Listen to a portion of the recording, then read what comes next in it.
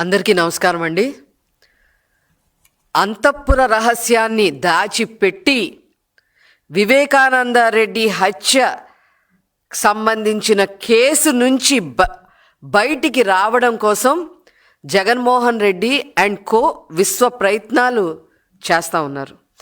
MP పదవి కోసం సొంత బాబాయినే చంపిన దుర్మార్గులు ఇప్పుడు న్యాయం కోసం పోరాటం చేస్తున్న సునీతారెడ్డి గారి పైన కూడా కుట్రలు పన్నుతూ ఉన్నారు. అందులో భాగంగానే తాడేపల్లి ప్యాలెస్ నుంచి వచ్చిన స్క్రిప్ట్ని అవలంబిస్తూ అవినాష్ రెడ్డి గారు మొన్న ప్రెస్ మీట్ పెట్టడం జరిగింది. వివేకానంద రెడ్డి హత్య చేసి ఆ రక్తపు మడుగుల మీద తొక్కుకుంటూ Avinash Reddy MP seat nomination వేశారు అని చెప్పి పులివెందుల ప్రజలే చెప్తా ఉన్నారు. ఇంకొక పక్క కడప ఎంపీ సీటు కోసమే బాబాయిని హత్య చేశారు అని చెప్పి స్వయంగా వైఎస్ రాజశేఖర్ రెడ్డి కూతురు జగన్మోహన్ రెడ్డి గారి సొంత చెల్లెలైన షర్మిల సిబిఐకి వాంగ్మూలంలో చెప్పడం జరిగింది.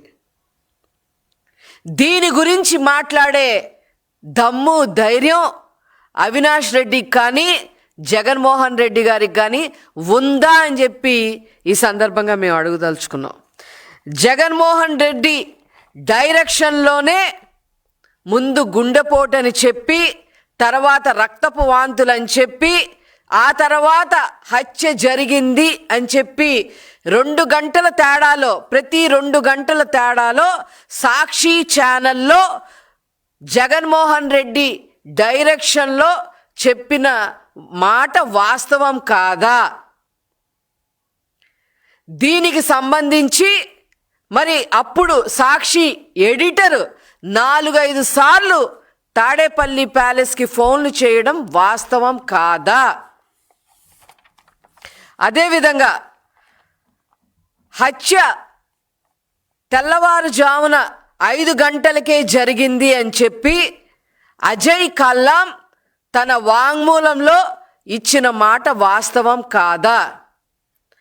5 గంటలకే హత్య జరిగిందని చెప్పి జగన్మోహన్ రెడ్డి గారికి తెలిసినా కూడా ఏమాత్రం హడావిడి పడకుండా టిఫిన్లు కాఫీలు అన్నీ ముగించుకొని కనీసం ఒక హెలికాప్టర్ని హైర్ చేసుకొని ముందు వెళ్ళాలి అనే ఆలోచన విధానం లేకుండా నిదానంగా కారు ప్రయాణం 8 గంటల పాటు చేసిన విషయం వాస్తవం కాదా అని చెప్పి ఈ సందర్భంగా అడుగుతా ఉన్నా. అంతేకాకుండా కారులో ప్రయాణం చేసేటప్పుడు రక్తపు మడకలు తుడిచేయండి, కుట్లు వేసేయండి, కట్లు కట్టేయండి అని ఇలా దిక్కుమాలిన డైరెక్షన్లు జగన్మోహన్ రెడ్డి తన ప్రయాణంలో ఫోన్లో మాట్లాడిన మాటలు వాస్తవం కాదా అని చెప్పి ఈ సందర్భంగా నేను అడుగుతున్నా.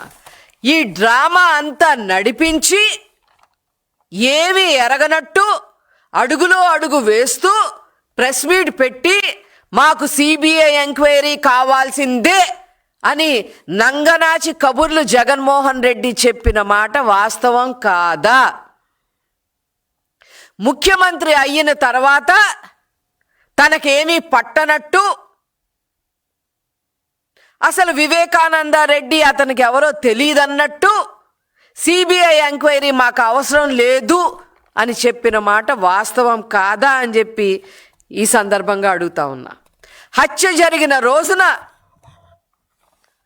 అనేక మందికి ఫోన్లు చేయడమే కాకుండా మెసేజ్లు పంపించాడు అవినాష్ రెడ్డి.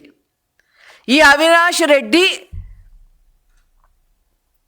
ఫోన్లు చేయడమే కాకుండా అనేక మెసేజ్లు పంపించిన మాట వాస్తవం కాదా అని చెప్పి ఈ సందర్భంగా నేను అడగదలుచుకున్నా. అంతేకాకుండా అవినాష్ రెడ్డి ఒక ముద్దాయి అని తేల్చి సిబిఐ అవినాష్ రెడ్డిని వెతుక్కుంటూ సంకెళ్ళు పట్టుకొని వెతుక్కుంటూ కర్నూలుకి వస్తే అరెస్టుని తప్పించుకోవడం కోసం, పోలీసుల నుంచి తప్పించుకోవటం కోసం దొంగలాగా కర్నూలు హాస్పిటల్లో ఎవరికో ఒంట్లో బాగోలేదని చెప్పి కర్నూలు హాస్పిటల్లో దాక్కున్న మాట వాస్తవం కాదా అని చెప్పి ఈ సందర్భంగా నేను అడుగుతా ఉన్నా. ఈ విషయాలన్నీ పక్కన పెట్టి అవినాష్ రెడ్డి ఏమీ ఎరగనట్టు మన ప్రెస్ మీట్ పెడుతుంటే జనం నవ్విపోతున్నారు అని చెప్పి ఈ సందర్భంగా మేము తెలియజేస్తా ఉన్నాం. ఈ కేసుని పక్కదారి పట్టించడం కోసం స్వయంగా జగన్మోహన్ రెడ్డి వివేకానంద్ చనిపోయిన మనిషి గురించి, అతని క్యారెక్టర్ గురించి మాట్లాడటం ఇంకా దారుణం అని చెప్పి ఈ సందర్భంగా తెలియజేస్తా ఉన్నా. అవినాష్ రెడ్డి ప్రెస్ మీట్లో మర్డర్ ఫర్ గెయిన్ అనే మాట మాట్లాడటం జరిగింది.